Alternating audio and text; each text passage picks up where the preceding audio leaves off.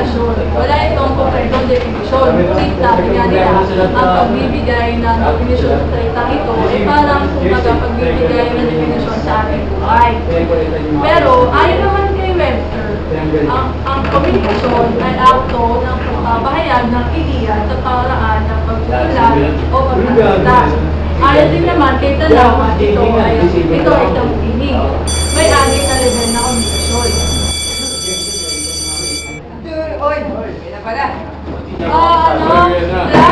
May written recitation tayo tungkol sa level na komunikasyon na ito. Please magpunta kayo. Salamat. Komunikasyon? Alam ko na yan. Gusto nyo ipakita ko sa inyo? Halika, sumahan mo.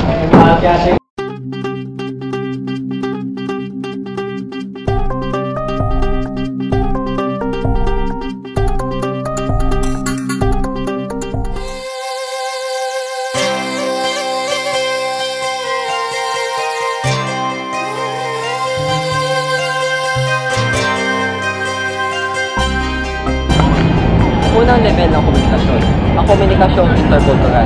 Ito ay nagaganap sa pagitan ng dalawang tao o higit pa na nabibilang sa iba't ibang kultur. Sila ay nagpapalitan ng mga bagay-bagay tungkol sa kanilang relihiyon, tradisyon, o kaya naman ideolohiya. O kaya naman pwede din nilang pag-usapan ang mga simpleng bagay tulad ng wika, lengguwahe, musika, at iba pa. Eto, tignan nyo ang mga tao nasa likod ko. I'm hungry. Pego payo. Ha? Ano? I'm hungry. Me too. Let's eat in the Italian restaurant. Oh, that's nice. No money. It's okay, I'll treat you with the food. Whoa, you're so generous. It's okay.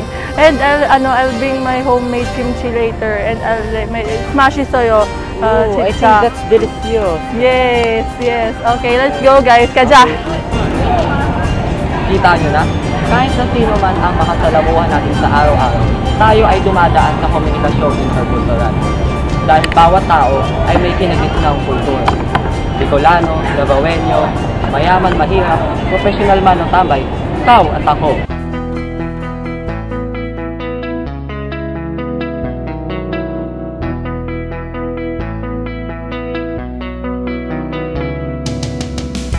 Cheer guys. Ayaw nga. Ay, manonood ka ba ng cheer guys? Oo, nakabili na ang ticket eh. Kailan ba yun? Ano? Hindi ko alam kung kailan. Ano ba yan? Bumili ka na ng ticket, tapos hindi mo ako binigyan. Tapos manonood ka, hindi mo alam kung kailan. Sorry naman no, nagpabili lang naman din ako eh. Ay naku, Masama kang kaibigan. Masama, sorry. Ito kaya dahil ngayon, bumili na tayo ng ticket mo. Lilibre mo muna ako. Loko ka, hindi mo.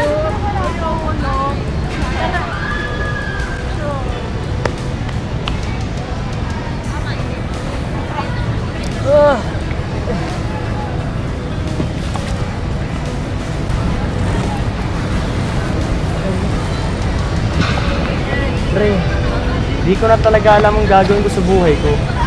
Bakit naman? Yung magulang ko, lagi na lang silang nag-aaway. Kulang na lang, maghiwalay sila. Yung kapatid ko naman, talagang wala kang maaasahan. Re-rebelde. Di na nga pumapasok sa klase. Umuwi pang lasing. Tapos sa pera, kapos na din kami. Hindi ko nga alam kung paano ang tuition ko. Kaya pala parang kang si Binabilis sa tuwing kinakausap. Laging tulala. Alam mo, ganyan talaga ang buhay. Parang Quiapo. Napakagulo. Dapat manatili kang matatag. Huwag kang susuko. Salamat pre. Buti na lang may kaibigan akong napapagsabihan ng problema ko. O ano, tara na. Puntahan na natin ng barkada para naman gumaan yung dinadala mo. Tara.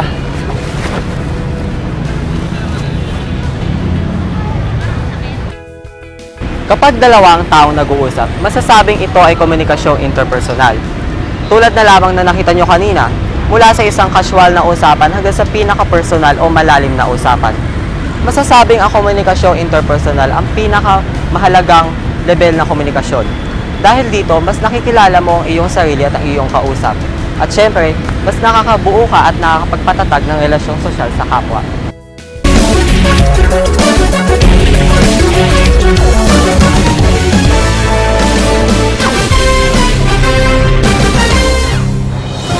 Ikatlo at ika-apat na level ng komunikasyon. Ang komunikasyong mass media at ang pampubliko.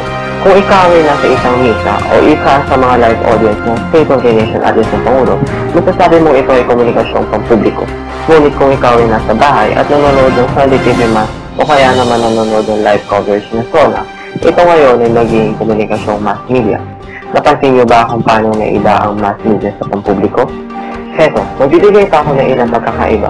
Una, ang mass media ay gumagamit ng instrumento upang may parating o may pahayag sa mga manonood o tagapakinig ang mensahe. Samantalang sa pampublikong komunikasyon, kaharap mo mismo ang nagsasalita o speaker at nagkakaroon ng palitan sa pagitan ng audience at speaker. Ikalawa, ito ay sa audience. Kung ang audience mo ay nasa isang komunidad lamang o nasa isang organisasyon, masasabing ito ay komunikasyong pampubliko. Ngunit kung ang audience mo ay pwedeng buong Pilipinas o kaya naman buong mundo, ito ay komunikasyong mass media. Ikatlo at ikahuling pagkakaiba ay ang response. Sa mass media, ang response ay magkakaroon pa ng antala o katalilayin sa pagtanggap. Samantalang sa pampublikong komunikasyon, ang response ay natatanggap agad ng speaker o nagsasalita.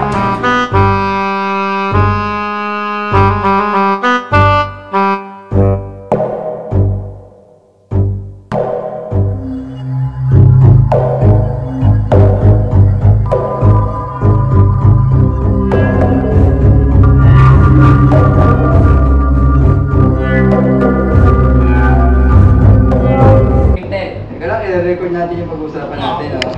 Sige, ikaw lang. Okay. May kukwento ako sa inyo. Sige. Eh, baka hindi naman oo nga. Ayaw bang buwi? Gusto nyo ba nakakatakot? Sige, Ricky. Eto, meron ako. Alala niyo ba yung kwento nung nung high school pa tayo? Yung si Mrs. Sanchez. Mrs. Sanchez?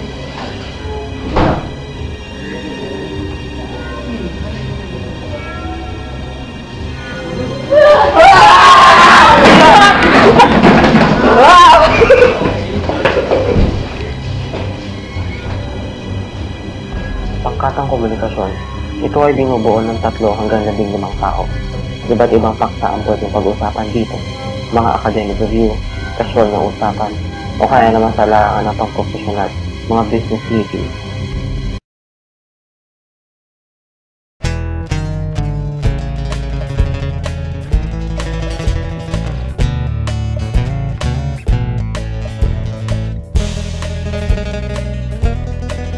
Alala ko pa din yung kagabi.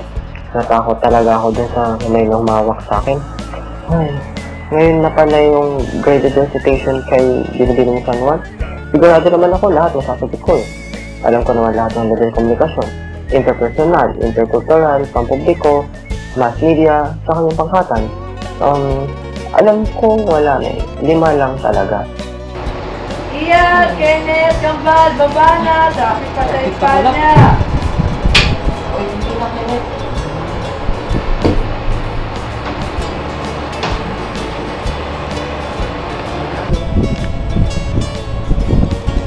Sabi ng kakambal ko, 5 lang ang level ng komunikasyon. Nagkakamali siya dun. 6 kaya ang level ng komunikasyon. Nakalimutan niyang sabihin ng komunikasyong interpersonal, kung saan napapailalim sa komunikasyong interpersonal ang daydreaming, pakikipag-usap ng sarili, o kaya ang pagsasaayos ng ideya upang makagawa ng makabunang salitan. Ngayon, kayo, sa tingin niyo ba mahalaga ang komunikasyon? Eto. Meron ako listahan ng mga kahalagahan ng komunikasyon.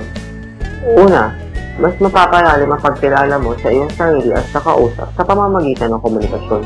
Ikalawa, makakabuo at mapapatibay ang relasyon mo sa kapwa. Ikatlo, ayon sa pag-aaral ng mga eksperto, nakakabuti sa kalusugan ng pakikipag-usap sa kapwa. Ika-4, mas nakakataas ng self-esteem. Ika-5, malalaman mo ang mga natatagong potensyal. Teka, ang dami pa nito. Maliliit lang sa pagpasok. Kenneth, baba na. Late na kayo.